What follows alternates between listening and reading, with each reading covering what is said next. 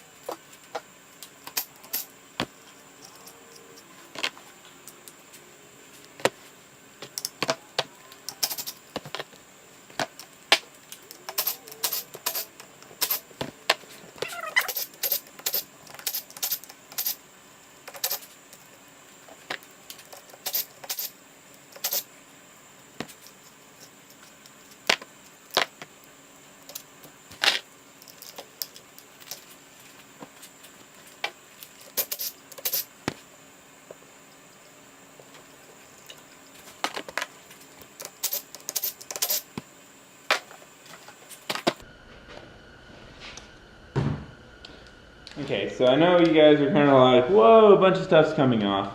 It's noted in the instructions for how to put this valve body on where all the bolts go.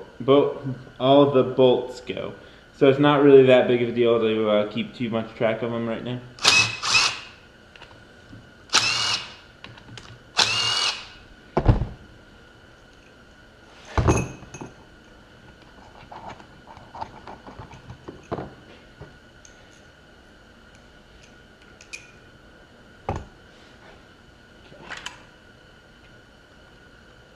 There is the separator plate. There are a bunch of little check valves underneath here, so those are going to come out in a second.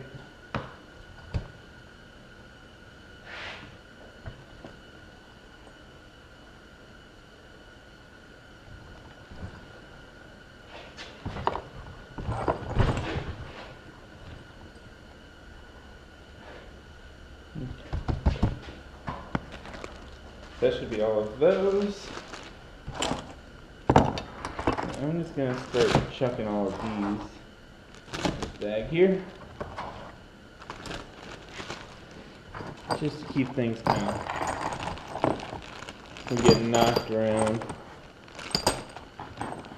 and losing stuff. Losing one of these bolts would be fairly bad, I think.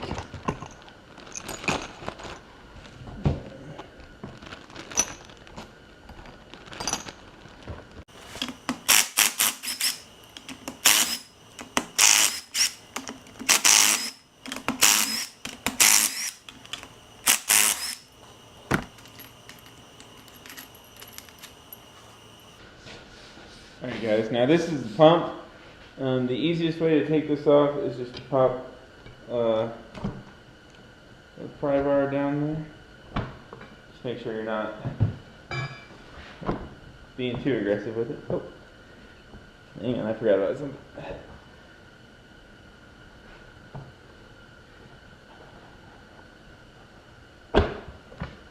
There's a little O-ring that you have to take off in order to get pumped.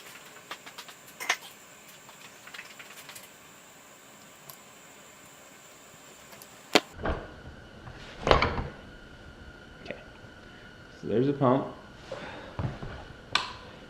Now things are going to start flying out of here, so just be warned.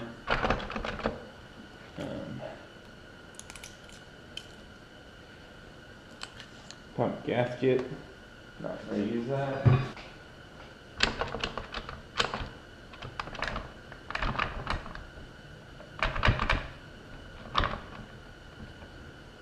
Oh. Yeah, that's right. Before you can do that, you gotta check this out. Sorry guys, it's been a little while since I've done one of these.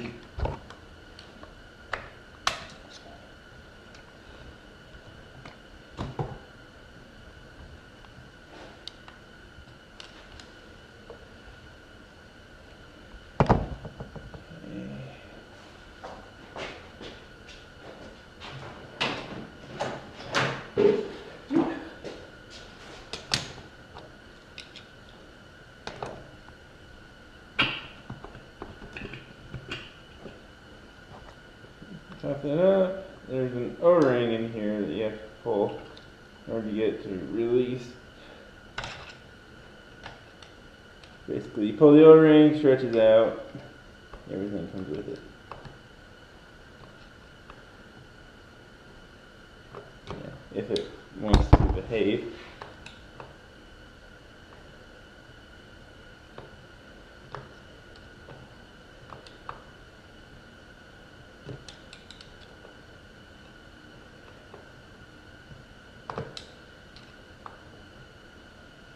That's what I'm going to do. Or you can just break it in half and pull it out.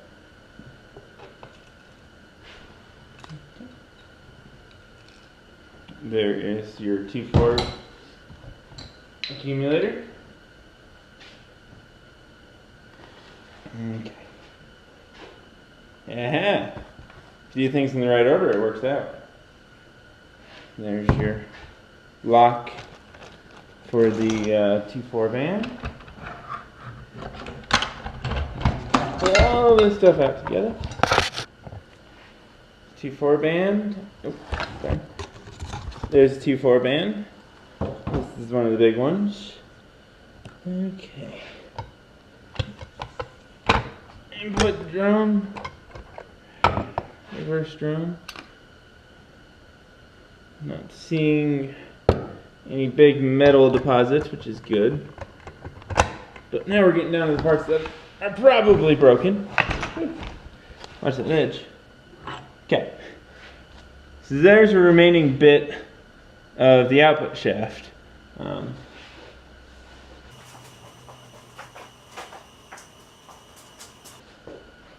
So it used to go together like that, and now it's in two pieces. Okay. So now we can pull out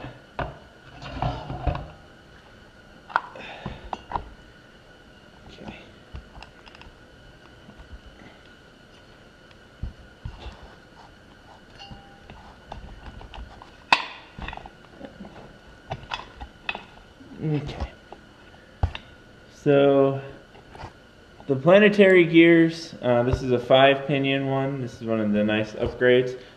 That's still okay, but this other part is just annihilated. So normally these two pieces come apart typically, yeah, like that. But that's so chewed up. You can see, I'm not sure if you guys can see from the camera, but that's actually flared out a bit. So that's going to have to be replaced. Okay, so that's, and then going to assume that's probably going to need a bushing. These will naturally get new bushings. So that's done. This is the Beast Sunshell, by the way, in case anybody wanted to know. It is definitely worth the upgrade.